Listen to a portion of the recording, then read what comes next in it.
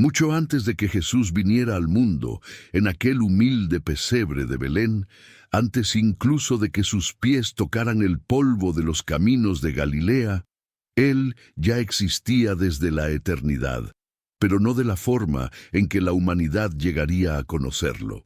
Las Escrituras nos revelan una faceta de Cristo que pocos se atreven siquiera a imaginar. Una realidad tan gloriosa y majestuosa que trasciende toda comprensión humana. Y cuando esta manifestación fue mostrada a un hombre común, el peso de su gloria fue tan abrumador que cayó al suelo como si la vida misma se le hubiera escapado. Imagina contemplar al Hijo de Dios en toda su majestad celestial. No es algo que se pueda olvidar jamás. Si esta revelación toca tu corazón, te invito a suscribirte a este canal, dejar un me gusta y escribir en los comentarios una declaración de fe como Jesús, eres mi Señor y mi Rey, para que más personas puedan escuchar y ser transformadas por esta verdad eterna.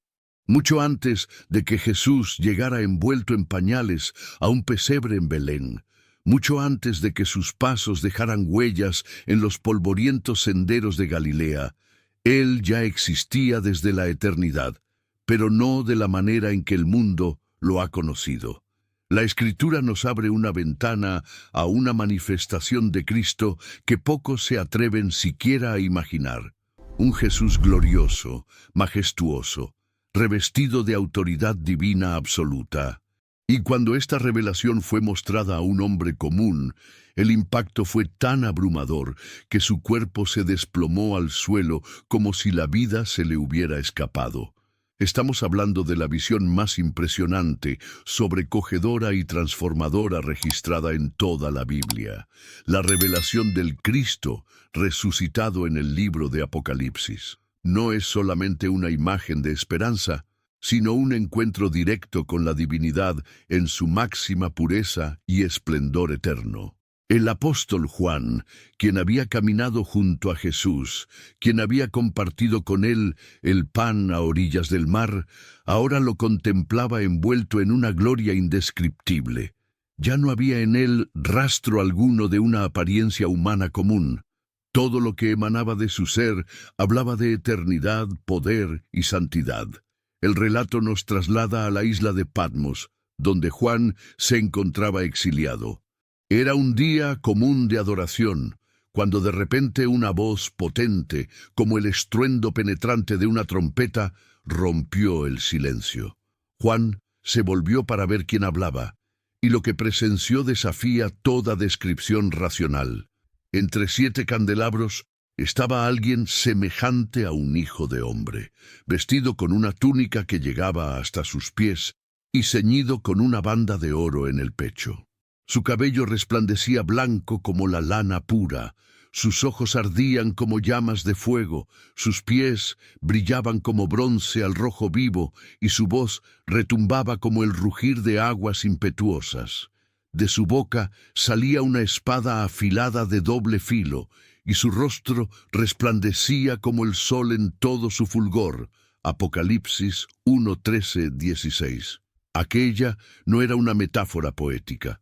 Juan estaba viendo al Jesús glorificado, tal como es desde antes de la creación del mundo. Era el Cristo preexistente, el que estaba junto al Padre antes de que existiera el tiempo, revelado ahora sin velos, sin límites, con toda su majestad. El mismo Jesús, que había tocado con ternura a los enfermos, ahora se presentaba como el Señor del universo. El impacto fue tan inmenso que Juan escribe: cuando lo vi, caí a sus pies como muerto. Apocalipsis 1:17. No era simple asombro, era un temor santo ante la presencia del Dios vivo. Entonces Jesús tocó a Juan y le dijo: no tengas miedo. Yo soy el primero y el último, el que vive. Estuve muerto, pero ahora vivo por los siglos de los siglos, y tengo las llaves de la muerte y del Hades. Estas palabras no solo revelan quién es Él, sino también sobre qué gobierna. Es el Señor del tiempo, el principio y el fin, el que venció la muerte y tiene en sus manos el destino eterno de la humanidad. Este pasaje no nos presenta a un simple maestro o a un personaje histórico, sino a Dios mismo en toda su gloria. Ya no es el siervo sufriente, sino el Rey victorioso, la luz que brilla en medio de la oscuridad, el sumo sacerdote que intercede y el juez justo que gobierna. Lo que Juan vio no era un vistazo al futuro, sino una entrada a la realidad espiritual que siempre ha existido, pero que había permanecido oculta a los ojos humanos. Entonces surge la pregunta: si Jesús es así, ¿por qué no se mostró de esta forma desde el principio? ¿Por qué el mundo lo conoció como un carpintero de Nazaret y no como el Señor de los cielos? La respuesta está en una elección deliberada. No perdió su majestad, la ocultó por amor. El apóstol Pablo, en Filipenses 2:7, nos explica que Cristo se despojó a sí mismo, tomando forma de siervo, hecho semejante a los hombres. Ese despojarse no significa renunciar a su divinidad, sino elegir no mostrar su gloria visible para poder vivir entre nosotros como uno más. Mientras caminaba por las aldeas, mientras tocaba con compasión a los enfermos, mientras derramaba lágrimas por el dolor humano, Jesús seguía siendo el Alfa y la Omega, el Creador que con su palabra había dado forma a todo lo que existe. Como declara Juan 1:1, en el principio era el Verbo, y el Verbo estaba con Dios, y el Verbo era Dios. El Creador se hizo criatura, sin dejar de ser quien siempre fue. Por 30 años vivió en la sencillez de Nazaret, sin un ejército celestial a su alrededor, sin resplandores visibles, sin manifestaciones espectaculares de poder. Y aun cuando comenzó su ministerio, predicó, sanó y obró maravillas, muchos no lo reconocieron como el Señor eterno que es. Siglos antes de que Jesús naciera en Belén, el profeta Isaías ya había anticipado este misterio. En Isaías 53:2 está escrito que Él no tendría belleza ni esplendor que atrajera nuestras miradas, ni aspecto que nos cautivara. La grandeza de Cristo no residía en la apariencia externa, sino en la esencia misma de su ser. Tenía la autoridad para silenciar tempestades y convocar legiones de ángeles con una sola palabra, pero eligió guardar silencio ante sus acusadores. Poseía el poder para evitar la cruz, pero aceptó ser clavado en ella por amor. El mismo Jesús, glorificado que Juan contempló en Apocalipsis, fue también el que, en la víspera de su entrega, se inclinó para lavar los pies polvorientos de sus discípulos. No hubo olvido de su gloria, hubo una decisión deliberada de ocultarla, y esa elección fue una de las manifestaciones más puras del amor divino. Al velar su majestad, Jesús pudo acercarse a los quebrantados, tocar a los considerados impuros y sentarse a la mesa con pecadores. Si hubiera venido desde el principio rodeado de fuego y esplendor, ¿quién habría osado acercarse a él? Pero al hacerse siervo, se volvió accesible y aún más cercano. Caminó junto a nosotros, sintió hambre, derramó lágrimas, experimentó el cansancio y la debilidad. No se limitó a visitar la humanidad, la cargó dentro de sí mismo. Sin embargo, su gloria no quedó completamente oculta. De vez en cuando, destellos de luz divina se filtraban a través del velo. En el monte de la Transfiguración, por ejemplo, Pedro, Santiago y Juan lo vieron resplandecer como el sol, y sus vestiduras brillaban con un blanco más intenso que cualquier luz terrenal. Mateo 17. Fue apenas un instante, una ventana fugaz al esplendor eterno que llevaba dentro. La norma era el ocultamiento hasta que su misión estuviera cumplida. Durante todo su ministerio, Jesús nunca buscó honores humanos. Al contrario, declaró que había venido a servir y que el mayor servicio que prestaría sería dar su vida por muchos. Este Jesús, que se dejó apresar, azotar y crucificar, era el mismo que Juan vio con un rostro más radiante que el sol del mediodía.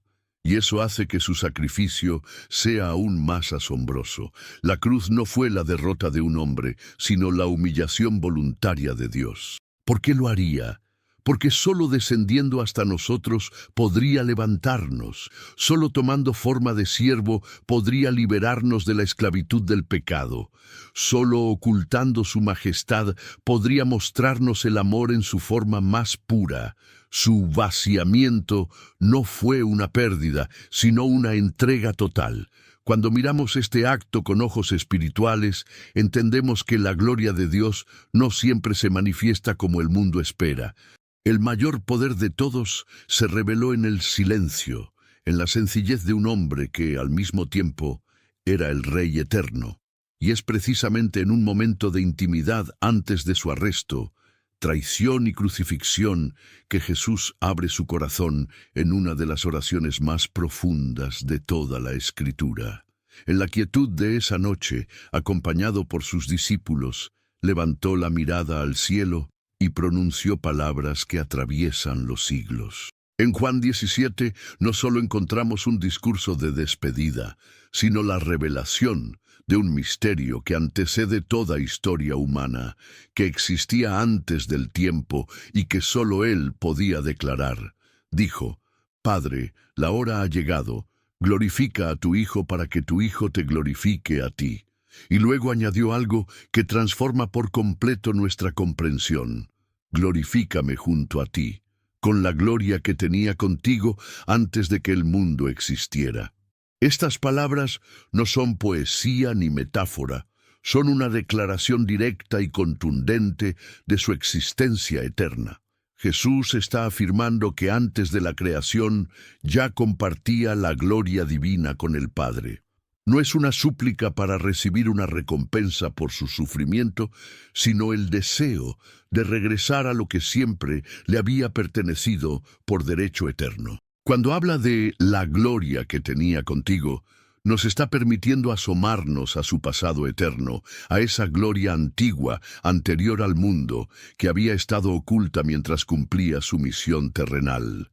Lo más asombroso de esta oración es que no solo nos revela la identidad de Jesús, sino que nos introduce al vínculo perfecto, íntimo y eterno entre el Hijo y el Padre.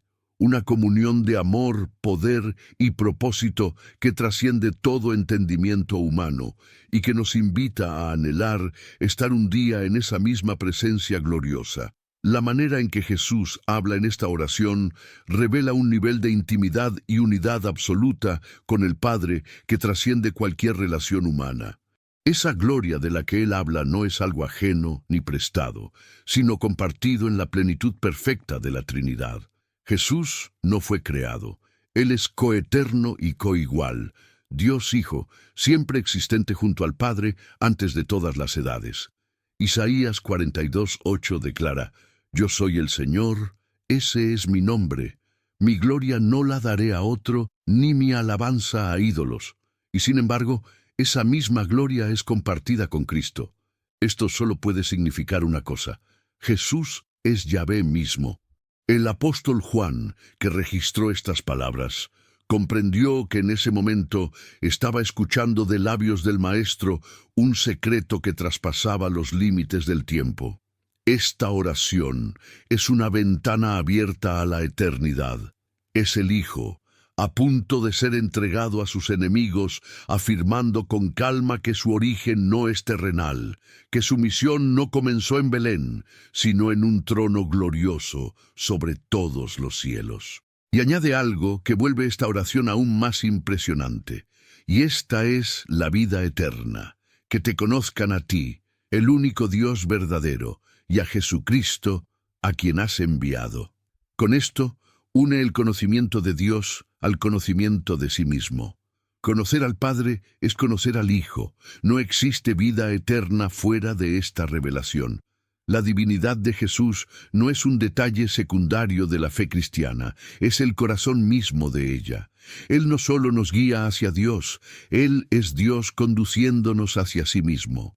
Durante toda su vida en la tierra, Jesús permaneció fiel al propósito por el que vino: glorificar al Padre. Sanó enfermos, enseñó verdades profundas, confrontó la injusticia, amó sin reservas y, en todo, buscó manifestar la santidad y la bondad divinas. Pero en la víspera de su entrega final, eleva una súplica para que esa gloria, oculta por amor, vuelva a manifestarse. No lo hace con un espíritu de vanidad, sino como cumplimiento del plan eterno de redención. Él sabe que la gloria del Padre se refleja plenamente en él. La oración de Juan 17 no es un simple registro histórico, sino un acceso directo al corazón de Jesús. Un corazón que late desde la eternidad, que conoce al Padre en una intimidad insondable y que eligió voluntariamente venir al mundo para velar su esplendor y cargar con nuestra culpa. Y ahora, en la antesala del sacrificio, revela un misterio que pocos comprenden. El hombre que se arrodilla para orar es al mismo tiempo el Dios eterno, anhelando regresar al lugar que siempre le ha pertenecido. Él estaba allí al inicio de todo. Antes de que la tierra existiera, antes de que los cielos fueran formados, antes de que la primera estrella iluminara el firmamento, ya había una presencia, ya resonaba una voz y ya existía un plan. En esa eternidad sin principio, Jesús estaba allí. No como una idea futura o un simple proyecto de redención, sino como el agente activo de la creación, lleno de gloria y poder. La Biblia, en su majestuosa apertura, no solo nos presenta el inicio del mundo, sino que nos revela que ese comienzo es mucho más que un punto en el tiempo. Es la expresión viva de un Dios que actúa en perfecta unidad, y en esa unidad está el Hijo. En Génesis 1:1 leemos: En el principio Dios creó los cielos y la tierra. En hebreo, el término usado para Dios es Elohim, una palabra plural unida a un verbo en singular. Esta combinación extraordinaria no indica varios dioses, sino un solo Dios en multiplicidad perfecta. Desde los primeros versículos de la revelación bíblica, la pluralidad en la unidad insinúa la existencia de la Trinidad, y allí, en la obra creadora, el Hijo actúa junto al Padre y al Espíritu. Juan, al iniciar su evangelio, lo expresa sin titubeos. En el principio era el Verbo, y el Verbo estaba con Dios, y el Verbo era Dios. Él estaba con Dios en el principio. Por medio de Él, todas las cosas fueron hechas, y sin Él, nada de lo que ha sido hecho fue hecho. Juan 1:1-3. El Verbo es Cristo, y Juan afirma con fuerza que todo lo que existe tuvo origen en Él. La creación no fue un escenario en el que Jesús se mantuvo como espectador distante. Él fue el autor. El mundo fue moldeado por su palabra y sostenido por su poder. El apóstol Pablo, escribiendo a los colosenses, lo confirma. Porque en Él fueron creadas todas las cosas, las que hay en los cielos y las que hay en la tierra, visibles e invisibles. Todo fue creado por medio de Él y para Él. Colosenses 1:16. Esto significa que no hay rincón del universo, ni criatura espiritual ni material, que exista fuera de la acción directa de Jesús. Él es antes de todas las cosas. Y como afirma el versículo siguiente, en Él todas las cosas subsisten. Esta verdad cambia por completo la manera en que vemos la encarnación. Aquel niño envuelto en pañales y recostado en un pesebre era el mismo que colocó cada estrella en su lugar. El que pidió agua en un pozo era el mismo que separó la tierra de las aguas. El mismo que lloró ante la tumba de Lázaro es quien llamó a la existencia todo lo que hoy vive. La gloria que Juan vio en Apocalipsis y la gloria que Jesús pidió al Padre en oración ya estaban presentes desde el inicio de la creación. En Proverbios 8 encontramos una personificación de la sabiduría que muchos teólogos interpretan como una referencia poética al propio Cristo. En los versículos 22 al 30 leemos: El Señor me poseía al principio de su obra, antes de sus hechos más antiguos. Desde la eternidad fui establecida, desde el principio, antes que existiera la tierra. Cuando afirmó los cielos, allí estaba yo. Esa voz que habla desde el principio revela una presencia constante junto al Padre, una sabiduría que participa y contempla la formación de todas las cosas. Es un retrato de la eternidad del Hijo actuando desde el inicio mismo. Y esto no es un simple detalle doctrinal, es la base que define la autoridad de Jesús sobre toda la creación. Si Él estaba allí desde el principio, todo lo que existe está bajo su dominio. Si es anterior al tiempo, no está sujeto a sus límites. Si es el agente de la creación, también es el Señor de la historia. Y si todas las cosas fueron hechas por Él y para Él, la redención no es un plan improvisado, sino la continuación de un propósito eterno. La grandeza de la encarnación se vuelve aún más profunda cuando entendemos quién vino. No fue solo un mensajero, fue el Creador mismo que entró en su creación, el artista que pisó el lienzo, el arquitecto que habitó la casa, el Dios eterno que se hizo hombre para restaurar lo que Él mismo había formado en perfección. Esto nos conduce a una reverencia mayor, pues el nombre de Jesús no comienza en el Nuevo Testamento. Está entretejido en todas las páginas de la Escritura, desde Génesis hasta Apocalipsis. Desde el principio, Él es la palabra viva, la imagen del Dios invisible, la expresión exacta del ser del Padre. El mismo que en el principio dijo, «Sea la luz», y la luz fue. Jesús es Dios mismo. Si hay una verdad que separa el entendimiento espiritual de la mera religión, es esta. Jesús no fue solo un hombre iluminado, ni un profeta exaltado, ni siquiera un ser creado con autoridad especial. Él es el mismo Dios. No es una metáfora, no es poesía, es literal. Y más que eso, es la columna vertebral de la fe cristiana. Porque sin la plena divinidad de Jesús, todo el Evangelio pierde su fundamento. A lo largo de su ministerio, Cristo dejó claro que su esencia no era humana con un toque divino, sino divina vestida de humanidad. Cuando en Juan 10:30 declaró, «Yo y el Padre somos uno», no hablaba de una simple armonía de ideas, sino de una unidad de esencia. Los líderes religiosos entendieron perfectamente lo que quiso decir y por eso quisieron apedrearlo, acusándolo de blasfemia. Él no corrigió su entendimiento, lo reafirmó, porque esa identidad era inseparable de su misión. Jesús asumió para sí nombres y atributos que en las escrituras hebreas pertenecen solo a Dios. Uno de los más poderosos aparece en Apocalipsis cuando dice, «Yo soy el Alfa y la Omega, el primero y el último, el principio y el fin». Esta declaración se repite varias veces, siempre con el mismo propósito, establecer que no hay nadie antes de Él, ni habrá después. No tiene origen ni sucesor. Es eterno, y esa es una característica exclusiva del Dios de Israel. En Isaías 42:8, el Señor declara con fuerza, «Yo soy el Señor, ese es mi nombre. Mi gloria no la daré a otro, ni mi alabanza a ídolos». Y sin embargo, vemos a Jesús recibiendo y compartiendo esa misma gloria en Juan 17. Esto no deja lugar a dudas. El que caminó entre nosotros es el mismo que reina desde la eternidad. Si Dios no comparte su gloria con nadie y Jesús la posee, entonces Jesús no puede ser otro que el mismo Señor. Esta es una ecuación espiritual que no deja espacio para interpretaciones intermedias. O Jesús es quien Él dice ser, o todo su mensaje se derrumba. Y más allá de los títulos están sus actos. Solo Dios puede perdonar pecados, y sin embargo, Jesús perdonó.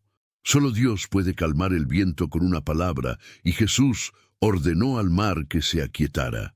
Solo Dios es digno de adoración, y Jesús la recibió sin rechazarla. En cada uno de estos momentos revelaba poco a poco al mundo lo que Juan contemplaría plenamente en la visión de Apocalipsis, que ese hombre era, de hecho, Dios encarnado. Muchos ven a Jesús como el Hijo de Dios, pero no comprenden la profundidad de esta expresión. En la cultura bíblica, ser hijo no significa ser menor o subordinado, sino compartir la misma naturaleza. El Hijo hereda todo del Padre porque posee la misma esencia. Hebreos 1:3 nos dice que Jesús es el resplandor de la gloria de Dios y la imagen misma de su ser. No es una sombra de Dios, ni un reflejo, sino la representación exacta. Mirar a Jesús es mirar directamente el rostro del Padre. Esta revelación tiene implicaciones eternas. Si Jesús es Dios, entonces todo lo que dijo tiene autoridad absoluta. Sus mandamientos no son el consejo de un maestro humano, sino órdenes del Creador. Sus promesas no son meras esperanzas, sino decretos divinos. Su muerte no fue la de un mártir, sino Dios mismo ofreciéndose como sacrificio. Su resurrección no fue un hecho aislado, sino la victoria del Señor de la vida sobre la muerte. Por eso, la identidad divina de Cristo no es un detalle secundario de la fe cristiana, es su centro. Juan escribió su Evangelio con ese único propósito. Estas cosas se han escrito para que creáis que Jesús es el Cristo, el Hijo de Dios, y para que creyendo tengáis vida en su nombre. Juan 20:31. Creer en Jesús es creer que Él es Dios, reconocer que el que creó los cielos y la tierra caminó entre nosotros, no como un extraño, sino como Emmanuel, Dios con nosotros. Este entendimiento es el punto de quiebre de toda la revelación bíblica. No nos enfrentamos a un personaje legendario ni a un reformador espiritual. Nos encontramos ante aquel que es, que fue y que será. Aquel que sostiene el universo con la palabra de su poder, que gobierna con justicia y gracia. Aquel que Juan vio en gloria, con un rostro que brillaba como el sol en todo su esplendor, y lo reconoció no como un maestro del pasado, sino como el Dios eterno, más glorioso que los ángeles. Antes de seguir, si este mensaje ha tocado tu corazón, escribe: Tú eres mi Señor y mi Dios, en los comentarios. Dale me gusta y suscríbete para que esta verdad siga llegando a más personas que necesitan escucharla.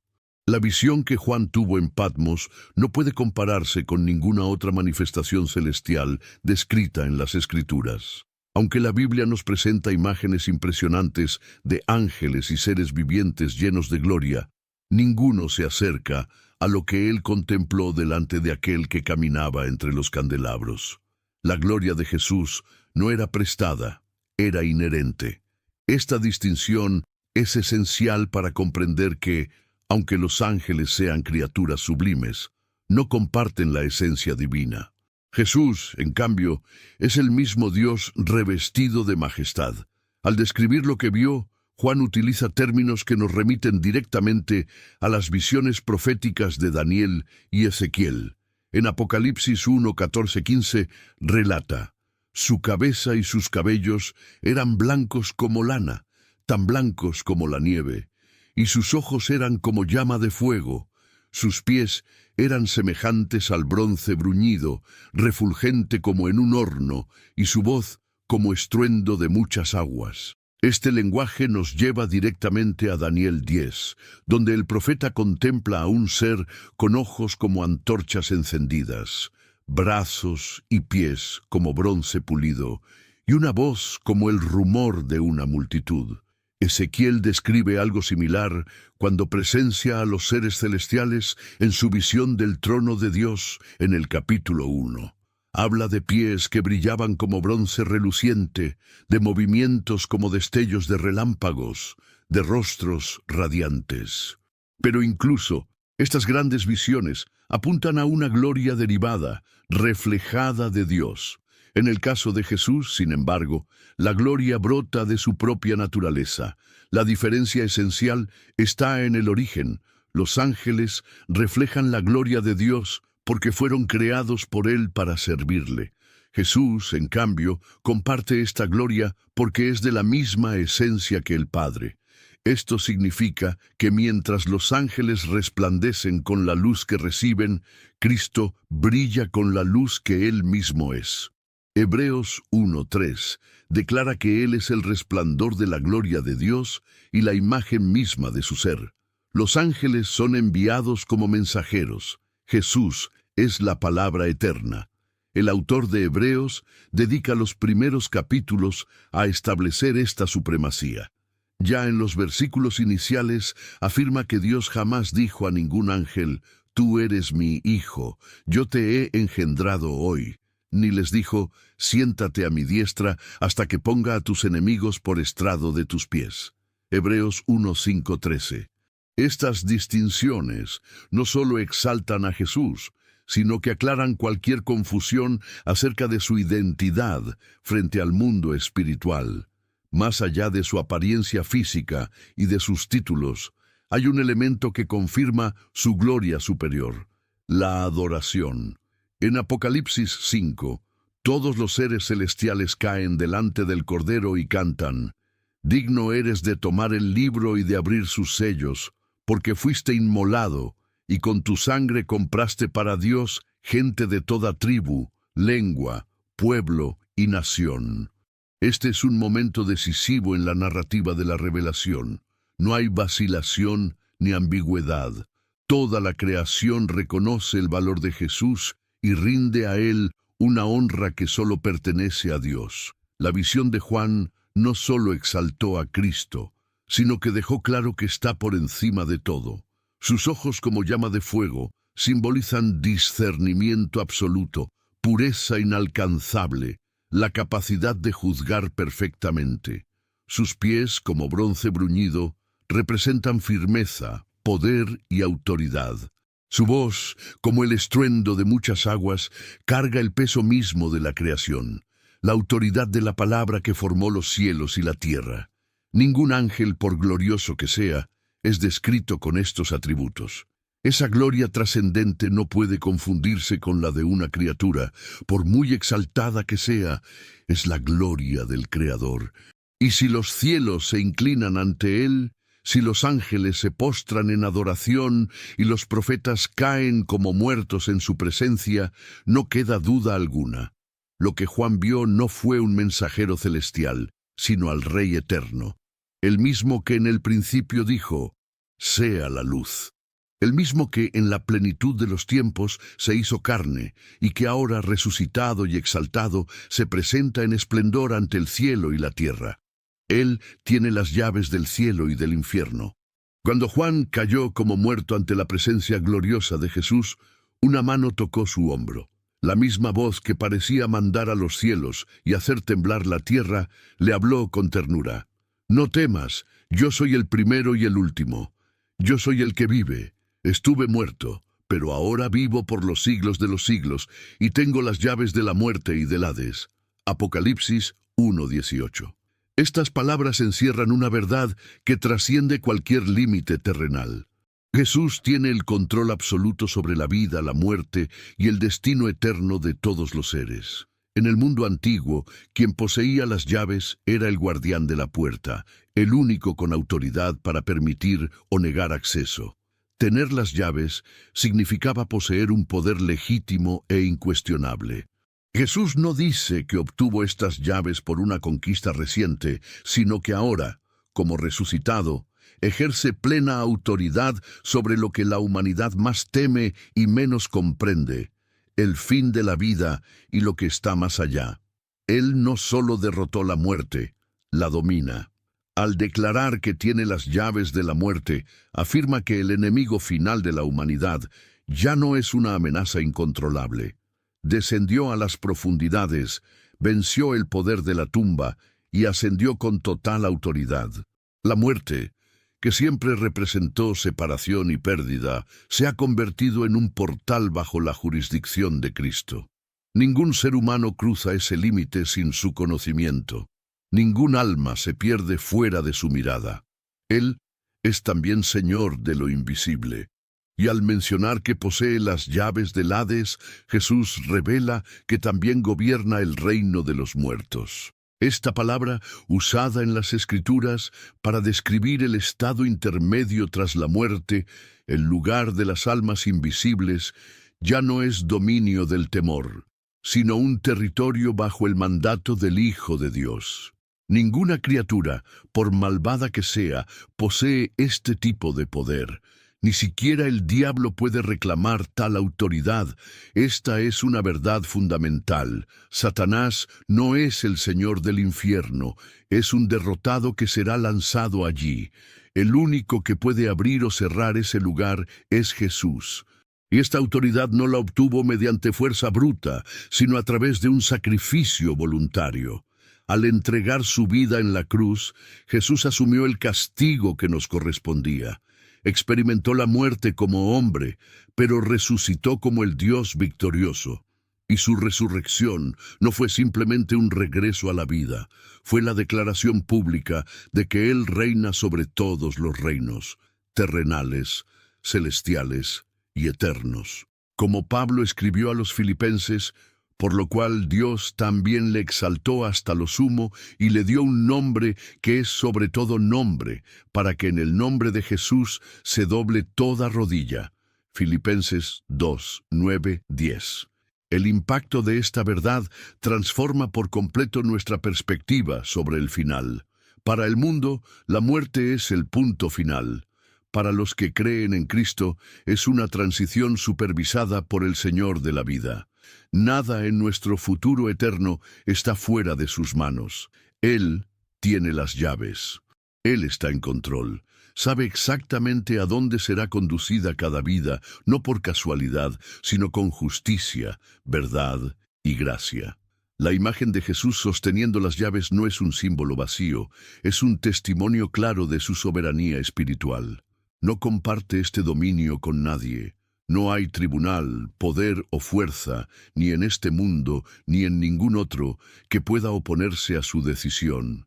La eternidad está bajo su administración directa, y esa autoridad no es solo para juzgar, sino también para liberar. ¿Cuántas vidas están prisioneras del miedo a la muerte, del terror del infierno, de la culpa acumulada? Pero aquel que tiene las llaves también tiene el poder de abrir las puertas de la gracia. Juan vio a Cristo así, no solo glorificado, sino soberano. Al escuchar su voz y sentir su toque, supo que no estaba ante un ser cualquiera, sino ante aquel que tiene la última palabra sobre todos los destinos. No como un juez distante, sino como el Cordero que venció, como el pastor que busca, como el Rey que reina ahora y por siempre. ¿Por qué se reveló Jesús a Juan de esta manera? Juan ya conocía a Jesús, había caminado con él, escuchado su voz, se había recostado sobre su pecho en la última cena, había visto sus milagros, oído sus enseñanzas y sido testigo de su muerte y resurrección. Pero nada de lo que experimentó junto al Maestro lo preparó para lo que vería en la isla de Patmos. Allí, exiliado, solo en medio de la persecución y la incertidumbre, Juan recibió una revelación que no llegó como un simple consuelo emocional, sino como una manifestación irresistible de la majestad celestial de Cristo. La pregunta que surge es, ¿por qué Jesús eligió revelarse con tanta gloria en ese momento exacto? El libro de Apocalipsis no es una visión futurista aislada. Comienza con una declaración clara, la revelación de Jesucristo que Dios le dio para mostrar a sus siervos las cosas que deben suceder pronto. Apocalipsis 1:1. La revelación no trata solamente de eventos, sino que en esencia trata de una persona. Es sobre Jesucristo, en su plenitud, en su autoridad, en su gloria que ahora ya no está velada.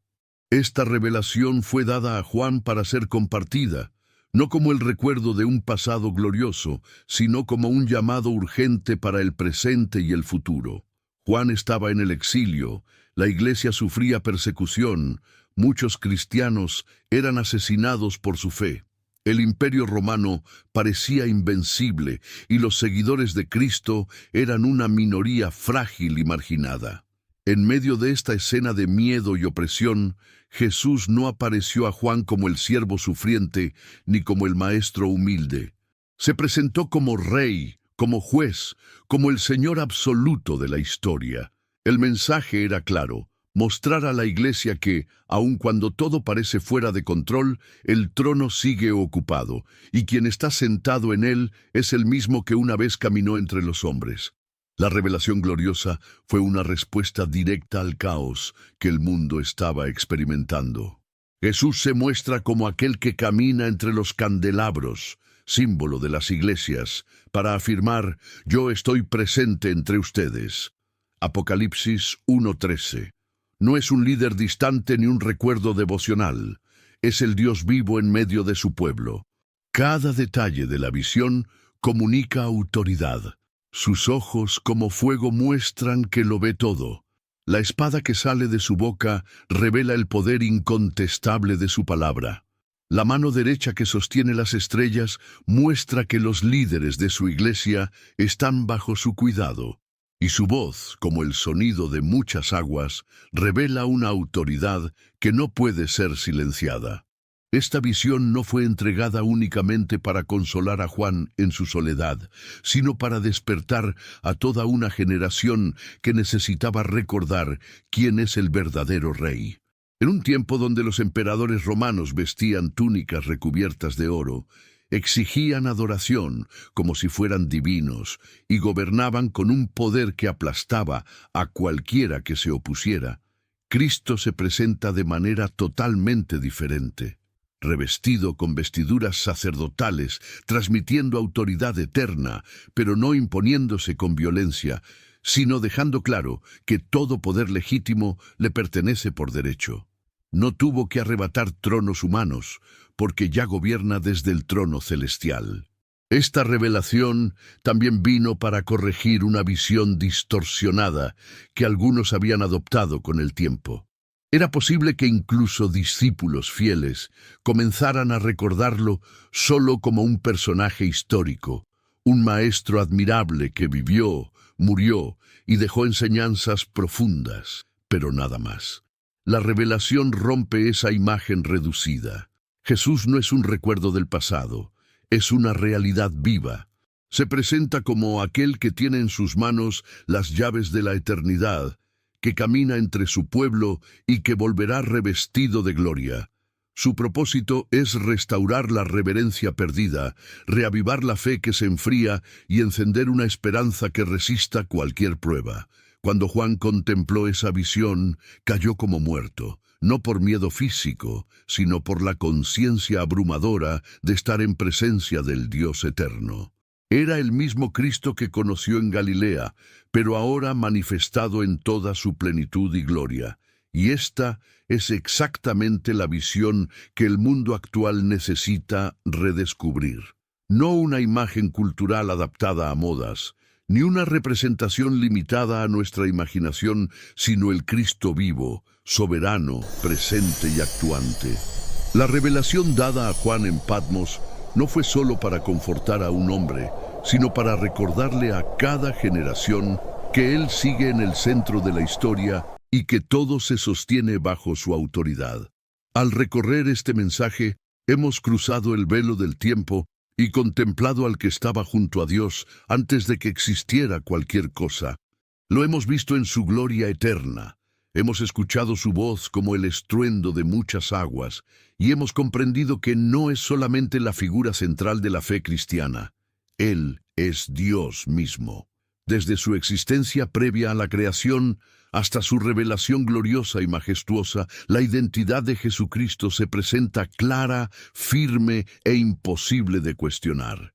No fue un maestro más entre muchos, ni un ser celestial comparable a los ángeles. Él es la palabra eterna, el creador del universo, el Rey glorificado, que gobierna con justicia y misericordia perfectas. No comparte su gloria con nadie porque Él es la propia gloria. Sostiene en sus manos las llaves de la muerte y de la eternidad, pues todo en la creación se mantiene unido por su poder. Ante esta verdad, surge una pregunta inevitable. Si Él es todo esto, ¿cómo debemos vivir? La respuesta no requiere ser forzada. Está implícita en todo lo que hemos visto. Si Él es el centro de toda la creación, debe ser también el centro de nuestra vida. Si es el Rey eterno, entonces cada decisión, cada palabra y cada acción deberían alinearse con su voluntad. Si es el Dios vivo, Nuestra existencia solo tiene verdadero sentido cuando está profundamente conectada a Él. Y si nos amó lo suficiente como para velar su gloria y descender a rescatarnos, ¿cómo podríamos permanecer indiferentes? Este Jesús, glorioso y eterno, sigue llamando hoy a corazones dispuestos a reconocerlo no solo como Salvador, sino como Señor absoluto. Camina entre su pueblo con ojos como llama de fuego, no para condenar, sino para sanar, restaurar y fortalecer. Él está vivo, Él reina y volverá. Si al escuchar esta palabra sientes el deseo de reconciliarte con Jesucristo porque te has apartado de sus caminos, o si es la primera vez que quieres dar un paso hacia la salvación eterna, hazlo con fe y con sinceridad. Escribe ahora mismo en los comentarios: «Te acepto, Señor Jesús, como mi único Señor y Salvador». Y si ya le has entregado tu vida, declara con gozo: «Amén». Esto no es solo un acto personal, es una semilla que puede tocar miles de vidas. Cada vez que comentas, te suscribes y compartes, ayudas a que este mensaje llegue a más personas que necesitan escuchar la verdad del Cristo que vive y reina para siempre. Suscríbete ahora, activa la campanita, deja tu me gusta y escribe un versículo que testifique de tu fe. Así juntos llenaremos las redes con la luz del Evangelio. Comparte este mensaje con alguien que amas y mantén tus ojos fijos en Cristo, el Alfa y la Omega, el principio y el fin, el mismo ayer, hoy y por los siglos de los siglos.